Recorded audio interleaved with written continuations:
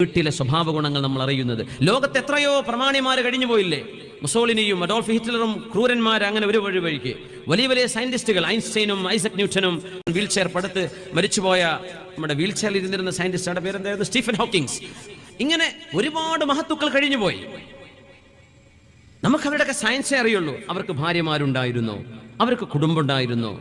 അവർ ജീവിതത്തിൽ സത്യസന്ധത പാലിച്ചവരാണോ? കൂടെയുള്ളവരോട് എങ്ങനെയാ പെരുമാറിയത്? അത് സയന്റിസ്റ്റുകളെ പറ്റി പറയുമ്പോൾ നമ്മൾ ചർച്ച ചെയ്യൂല. രാഷ്ട്രീയ പ്രമുഖന്മാർ, നമ്മൾ അബ്രഹാം ലിങ്കന്റെയോ നമ്മൾ യൂറോപ്പിന്റെയോ അമേരിക്കയുടെയോ ചരിത്രം പറയുമ്പോൾ വലിയ വലിയ ആളുകളെ പരിചയപ്പെടും. അവരുടെയൊക്കെ രാഷ്ട്രീയ പ്രവർത്തനങ്ങളെ നമ്മൾ മാത്രം നോക്കൂ. അവരുടെ വീടുകളിൽ എന്തായിരുന്നു സ്വഭാവം നമുക്കറിയില്ല. അവരുടെ കൂട്ടുകാരോട് എങ്ങനെ പെരുമാറി നമുക്കറിയില്ല. എന്നാൽ റസൂലുള്ളാഹി തങ്ങൾ അങ്ങനെയല്ല. തങ്ങളുടെ കുടുംബം, തങ്ങളുടെ ദീനീ പ്രബോധനം, തങ്ങളുടെ യുദ്ധം, തങ്ങളുടെ അധ്യാപനം, തങ്ങളുടെ നേതൃത്വം, തങ്ങളുടെ സൗഹൃദം എല്ലാം റിപ്പോർട്ട് ചെയ്യപ്പെട്ടിരിക്കുകയാണ്. ഇങ്ങനെ ഒരു നേതാവ് ലോകത്ത് മുഹമ്മദ് മുസ്തഫയല്ലാതെ സ്വല്ലല്ലാഹു അലൈഹി വസല്ലം